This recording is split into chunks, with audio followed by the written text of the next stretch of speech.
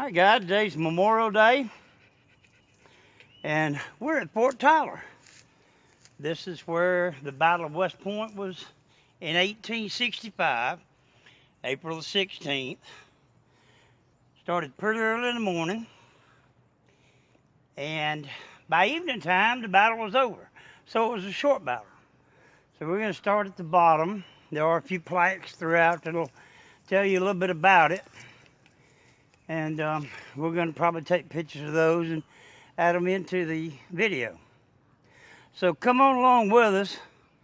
We're going to walk up the hill to the earthen fort, Fort Tyler, West Point, Georgia.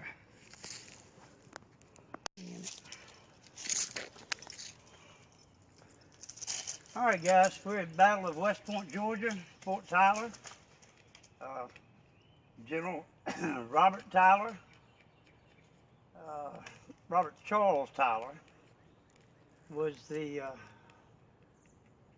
general over the fort.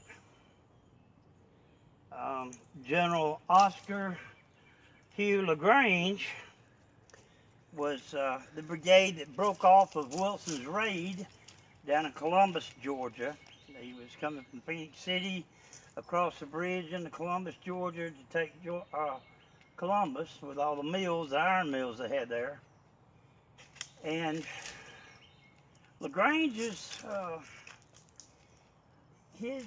what he needed to do was come up the railroad tracks and take out the bridge and this fort and any small members that regiments that they may meet along the way. Now, LaGrange Hughes was Union, and Robert C. Tyler was Confederate. We're going to go up. This fort only had 3 cannons. They had 2 12-pound Napoleons. They were smoothbore, and 1 32-pound smoothbore, which was a naval gun. So we're going to go up. They've got replications of them. We'll go up and take a look at that. And LaGrange come into the valley area and into West Point with 3,600 men. That's a pretty large regiment to send through here. Robert Tyler had a total of 250 men in this fort. So it was a no-brainer. Who would win? 3,600 men against 250 men.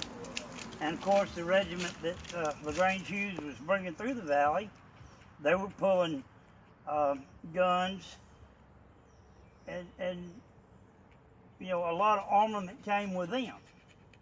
So come along with us as we take a walk up to Fort Tyler, the earthen fort, and we'll take a look at it.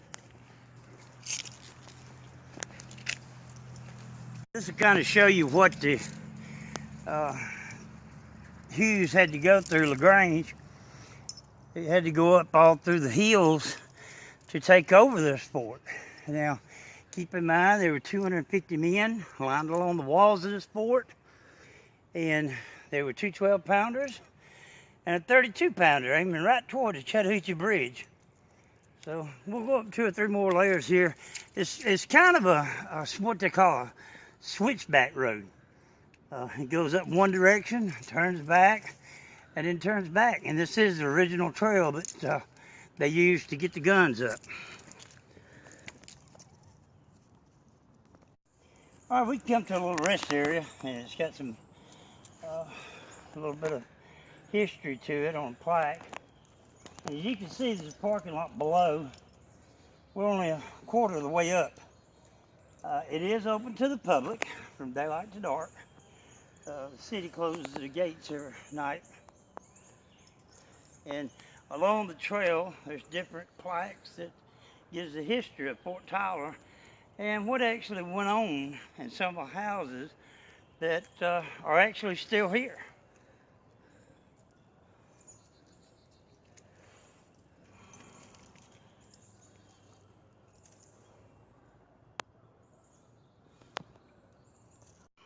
Here we are, another one of the little rest areas that has the plaques for history to it. And it tells about Wilson's raids. He had a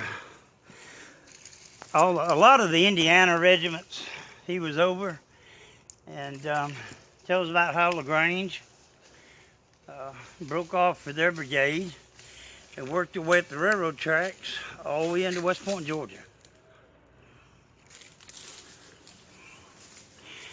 Keep in mind, it is a public park, and come and visit it. On this last rest area with the history plaques, tells of the women of West Point and the importance that they had, the Battle of West Point and the Civil War.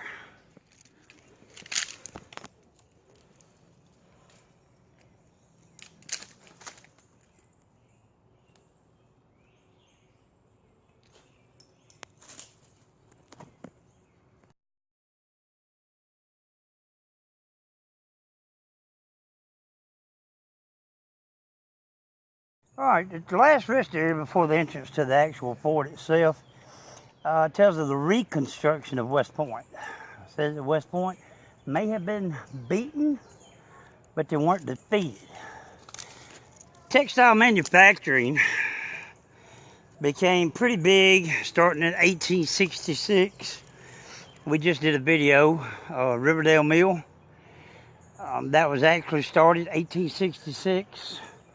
1880 and 1890 is when they actually did the dam and the rock walls to hold the water of the Chattahoochee River.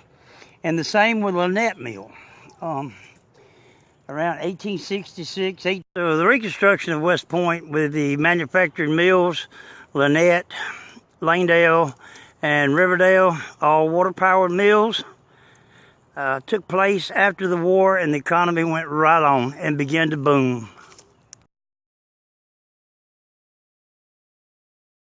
This is General Robert C. Tyler. This is the plaque of history right at the entrance of the fort. And we'll go around and show you each one of the cannons.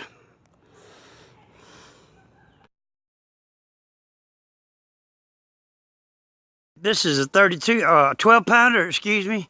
It's a 12-pound Napoleon, smooth bore. This one would have been facing out toward Lannett over the back hills of Lannett, Alabama.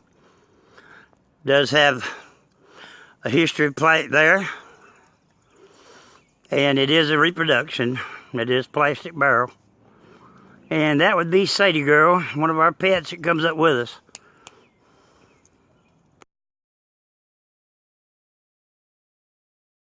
And where the ammunition was kept, the ammunition hold, it's a small hill-built room. It's earthened for protection of other artillery shells. Has a plaque of history.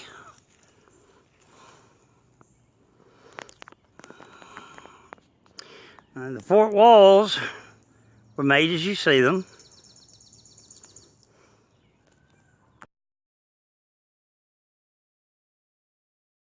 Now this is a 32-pound gun. This was a naval gun. As you notice the way it's mounted, has a slide rail on the back of it. Each time this gun was shot, jumped back about 8 feet. They'd have to push it back up into position. And could you imagine a cannonball coming out of that thing? 32 pounds, smooth bore. And this was the one that actually protected the bridge that crossed the Chattahoochee River. Does have a history plaque to tell you all about it. Tells you some of the shells here. Solid shot. This would have been a canister shot. Usually would have had lead or iron balls, about 28 of them. Grape shot, iron balls. And then case shot, which would have been inside the cannonballs. They would use tar as a means of holding. They call it a matrix. It would have had sulfur mixed in with it. And that would have been a means of holding the cannonballs or the case shot spread out inside of it. Tells you the length the width of the 32 pound and of the 12 pounder. Those were the bronze field guns, model of 1857. Those were Napoleon guns, and they were both smoothbore guns.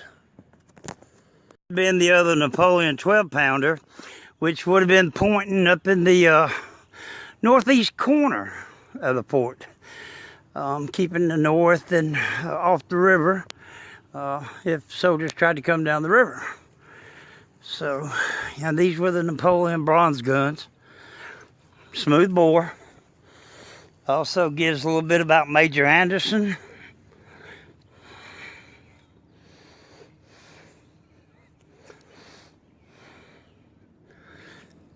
So, as you see, it was a pretty good sized fort, but could you imagine packing 250 men in here, fighting 3,600 soldiers?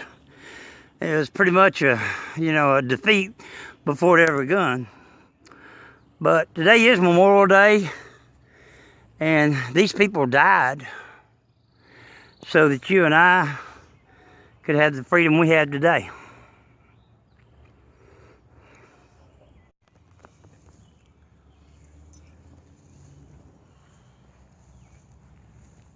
Just point it straight on down the wall and walk down the wall. Quick, because you don't want it too slow.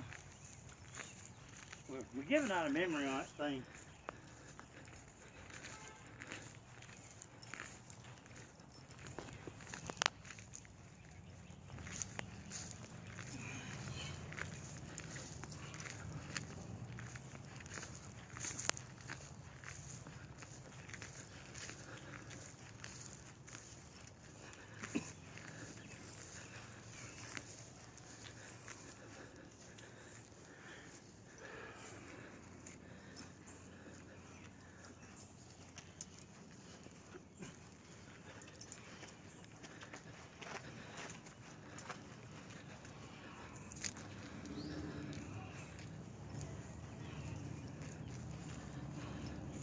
Stop. Measure.